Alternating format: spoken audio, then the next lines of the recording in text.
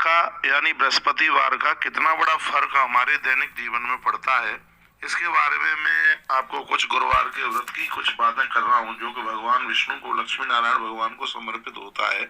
और यह हर समस्या के समाधान के लिए इसको बड़ा विशेष माना गया है। हमारे ब्रह्मांड पुराण में बहुत ज्यादा व्रतों की बात कही गई है। आइए हम कुछ चर्चा कर लेते हैं। गुरुवार कोई कहो या इसको बृहस्पतिवार कहो, कोई फर्क नहीं पड़ता। ये भगवान विष्णु और देवताओं के गुरु बृहस्पति देव जी महाराज को ये समर्पित है। जब जन्म पत्री में गुरु कमजोर होता है तो बृहस्पतिवार का ही व्रत करना पड़ता है, और जब जन्म पत्री में गुरु बलिष्ठ होता है तो उस कुंडली को बहुत ज्यादा विशेष माना जाता है, व्यक्ति की बहुत ज्यादा तरक्की होती है। तो हो सके तो आप भी 7 गुरुवार तक व्रत कीजिए। इस दिन भगवान नारायण की पूजा होती है, भगवान विष्णु की पूजा होती है। गुरुवार के दिन भगवान विष्णु को पूजन किया जाता है। माँ भगवती लक्ष्मी मैया बड़ी कृपा करती है, इससे घर में सुख समृद्धि संपदा वैभव बढ़ता हुआ जाता है। इस व्रत के प्रभाव से कुंडली में गुरु ग्रह का जो दोष है वो भी समाप्त हो जाता है और गुरु मजबूत हो जाता है। सबसे बड़ी बात यह है कि इस व्रत के करने से वैवाहिक जीवन में बड़ी सुखता और शांति प्राप्त होती है। अविवाहित बेटियां इस व्रत को करती हैं, पुत्रों के विवाह के लिए पुत्र लोग भी करते हैं और उनकी माता पिता भी इस व्रत को करते हैं। इसके द्वारा अच्छे वर की प्राप्ति होती है और अच्छी वधू की प्राप्ति होती है, और सकल जो बाधाएं हैं वो समाप्त हो जाती हैं। गुरुवार व्रत का जीवन में बहुत ज्यादा प्रभाव पड़ता है, और आइए उसी की मैं चर्चा आपको कर रहा हूँ। गुरुवार का व्रत ज्यादा तरह से 7 गुरुवार के लिए इसको किया जाता है, और फिर तो लोग जब तक कर सकें तब तक भी करते हैं, लेकिन इसका उद्यापन करना बहुत ज्यादा जरूरी होता है। इस व्रत को कब से शुरू करें? इस व्रत को किसी भी महीने की, पूस महीने को छोड़ करके किसी भी महीने के शुक्ल पक्ष से इसको आप आरंभ कीजिएगा। और मैं एक बात और कहना चाहूंगा, इस व्रत को करने के लिए यदि गुरुवार के दिन कभी अनुराधा नक्षत्र पड़ जाता है, उस समय इस व्रत को किया जावे आरंभ, तो इस व्रत की बहुत ज्यादा महिमा है। नक्षत्र याद रखिएगा, अनुराधा नक्षत्र में इसको आप आरंभ करें, और इसको फूस के महीने से शुरू नहीं करें। वैसे आप व्रत करते हुए जा रहे हैं, फिर फूस पड़ जाता है तो कोई ऐसी दिक्कत की बात नहीं है, लेकिन जब आप पहली बार आरंभ कर रहे हैं तो इसको फूस के महीने से आप इसको प्रारंभ ना करें। तो आप इसको अगेन मास में, अभी जो कि मार्ग शीर्ष महीना चल रहा है, मंगसिर चल रहा है, तो इस महीने में भी इसको आप आरंभ कर सकते हैं।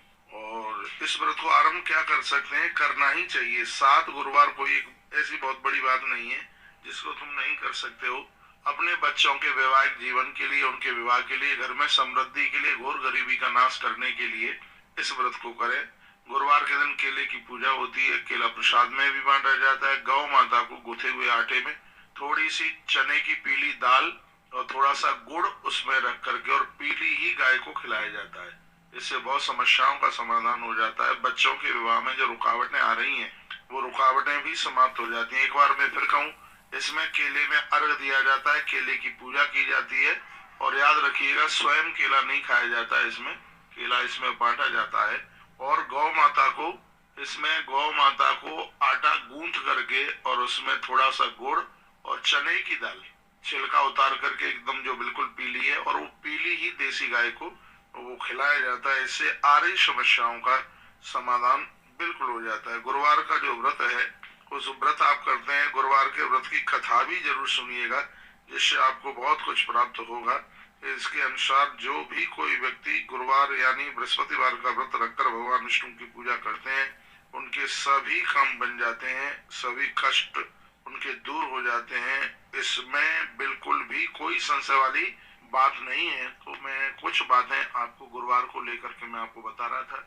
इसमें पीले वस्त्र ही पहन करके पूजन होता है, और इसमें विशेष रूप से भगवान विष्णु और देवताओं के गुरु गुरुदेव बृहस्पति जी महाराज की तस्वीर रख करके इसमें पूजन किया जाता है। कहीं पर पीली मिट्टी की गाय भी बना करके माँ का पूजन होता है इसमें। फिर उस पीली मिट्टी की गैया बनाई है उसको जल में प्रवाहित कर देते हैं, नहीं तो फिर यदि प्रत्यक्ष रूप से पीली गैया है उसका पूजन करने का इसमें विधान है। 7 गुरुवार तक आप कीजिए।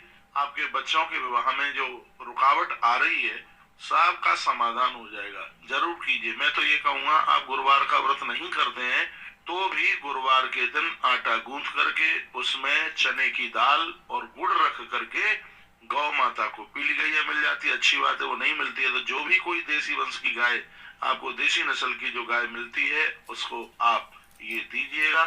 गुथा हुआ आटा, उसमें थोड़ा सा गुड़ और उसमें चने की दाल, ये आप जरूर दीजिएगा। इससे सब रुकावटें बिल्कुल समाप्त हो जाएंगी और सब ठीक हो जाएगा, बहुत बढ़िया हो जाएगा। बहुत बहुत धन्यवाद।